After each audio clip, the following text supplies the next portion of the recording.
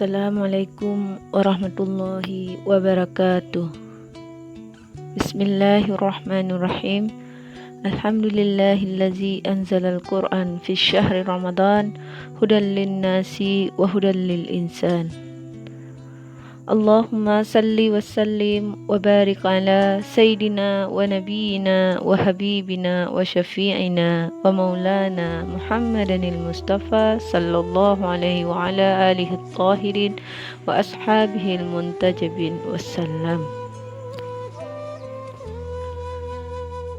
Kaum muslimin dan muslimat dimanapun Anda berada, semoga selalu sehat dalam lindungan Allah dan segala amalan-amalan ibadah kita pada bulan suci ini diterima oleh Allah Subhanahu wa taala. Amin ya rabbal alamin.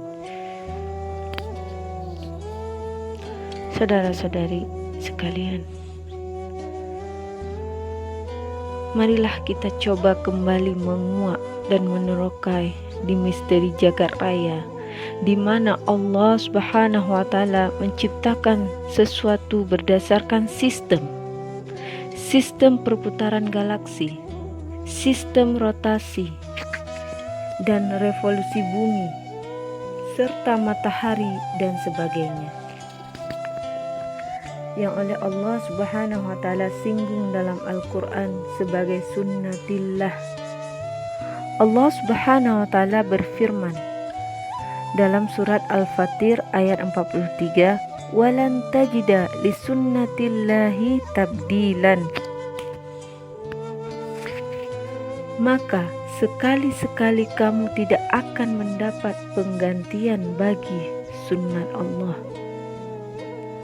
Allah menggunakan kata lan di sini, bukan lam, dan Allah tidak mengatakan lam tajida.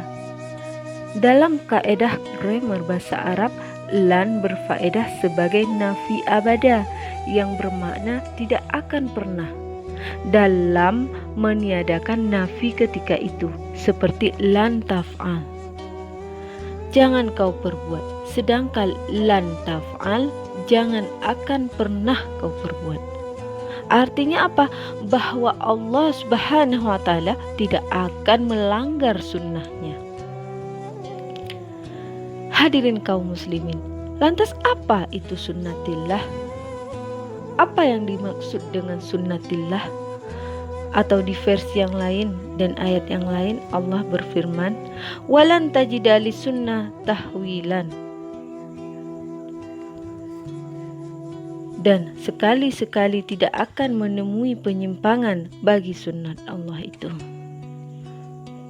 Nah, sunnah di sini bermakna tradisi, cara, zawabit, metodologi, di mana Allah Subhanahu wa taala menggunakan metodologi, zawabit serta tradisi tersebut untuk manage atau manajemen, mengatur jagat raya. Saudara-saudari kaum muslimin yang berbahagia, dalam hal ini Allah mengklarifikasi sunnatina tersebut atau sunnat ilahi tersebut menjadi dua kategori. Yang pertama, sunnat ilahi yang untuk Allah Subhanahu wa taala sendiri. Seperti contoh, Allah mengutus para rasul di setiap era dan di setiap periode. Apakah Allah tidak mampu atau tidak sanggup memberikan ilham kepada seorang hamba tanpa mengutus para rasul? Sanggup. Lantas kenapa Allah melakukan hal demikian? Karena itu merupakan sunnah ilahi, tradisi ilahi, bahwa Allah Subhanahu wa taala tidak akan pernah melewatkan satu periode pun tanpa kehadiran seorang rasul. Atau sunnah Allah dalam menghidayahkan insan. Allah Subhanahu wa taala berfirman dalam surat Al-Lil ayat 12, "Inna alaina lal huda." Sesungguhnya urusan menghidayahkan insan itu tanggung jawab kami. Nah, yang kedua, sunnah ilahi yang berhubungan dengan manusia, seperti cara Allah Subhanahu wa taala memberikan rezeki kepada seorang hamba, di mana Allah Subhanahu wa taala tidak pernah memberikan secara langsung, namun selalu dengan interferensi dan intermediasi makhluk-makhluknya yang lain. Oleh karena itu, Islam mengajarkan kepada kita bahwa man lam yashkur makhluk lam yashkur khaliq. Barang siapa yang tidak mensyukuri makhluk, maka dia tidak mensyukuri khaliqnya, yakni Allah Subhanahu wa taala.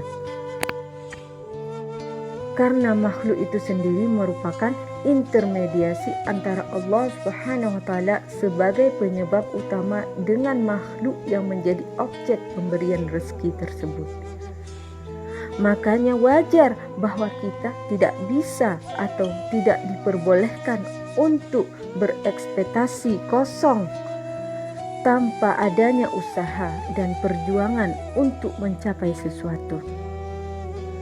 Karena hal tersebut adalah terkategorikan sebagai melanggar sunnah Allah. Demikian juga sunnah-sunnah Allah yang lain seperti misalnya sifat api yang membakar, benda tajam yang memotong, nutrisi dan asupan gizi yang menyehatkan, racun yang mematikan, mikroba dan virus yang mengakibatkan negatif sebagai kesehatan makhluk hidup dan lain-lain.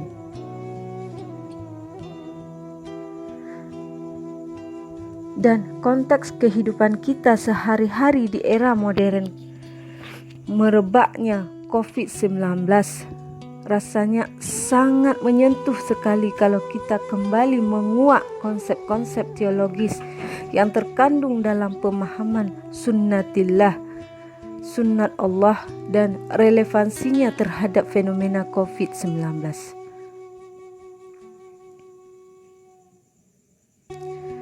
Saudara-saudari sekalian yang berbahagia, dari satu sisi Allah menginstruksikan kepada kita untuk beribadah dengan penekanan kepada ibadah secara berjamaah. Namun pada sisi lain Allah Subhanahu wa taala juga memberikan penekanan kepada kita bahwa menjaga kesehatan dan keselamatan juga bagian dari objektivitas syariat Islam yang sering dikenal sebagai hadaf syariah, di mana salah satunya adalah hifzun nas, menjaga keselamatan jiwa. Pertanyaan mendasar adalah, bolehkah kita menerobos dan melanggar rambu-rambu sunnah ilahi tersebut demi untuk melaksanakan ibadah secara berjamaah? Bolehkah saya berkata, COVID-19 itu kan makhluk Tuhan juga. Tuhan juga tahu kalau saya sedang beribadah untuknya. Dan insya Allah saya tidak takut. Hadirin kaum muslimin yang berbahagia. Yang pertama, kita memang tidak dianjurkan untuk takut. Dan yang kedua, disinilah letaknya perbedaan antara ahli ibadah dan hamba Allah. Ahli ibadah adalah mereka-mereka yang beribadah dengan menggunakan perasaan dan hawa nafsu. Sementara hamba Allah adalah mereka-mereka yang menjalankan perintah Allah dan menjauhi larangannya.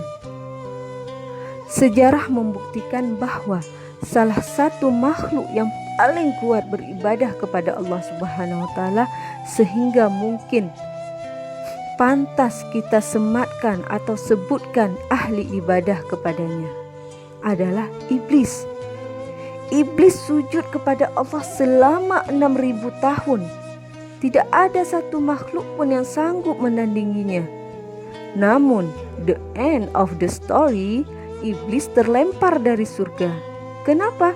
Karena iblis adalah ahli ibadah. Dia bukan hamba Allah yang menghambakan dirinya terhadap seluruh perintah Allah. Sedangkan hamba Allah dapat kita tauladani dari para anbiya. Sebut saja seperti kepatuhan Nabi Ibrahim alaihissalam dalam melaksanakan perintah Allah untuk menyembelih putranya yang tercinta. Atau betapa sabarnya Nabi Ayyub alaihissalam menuruti segala kehendak dan kemauan Allah Subhanahu wa taala. Dengan demikian, kalau kita membabi buta melaksanakan ibadah tanpa memperhatikan instruksi-instruksi Allah lainnya, baik yang tersurat maupun yang tersirat, maka sungguh kita telah melanggar sunnah Allah, dan tidak pantas kita mendapat sebutan hambanya.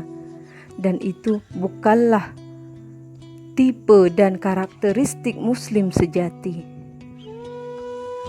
Saudara-saudari sekalian, demikianlah untuk kesempatan ini. Semoga bermanfaat. Mohon maaf atas segala kekurangan dan kesalahan. Wabillahi taufiq wal hidayah. Wassalamualaikum warahmatullahi wabarakatuh.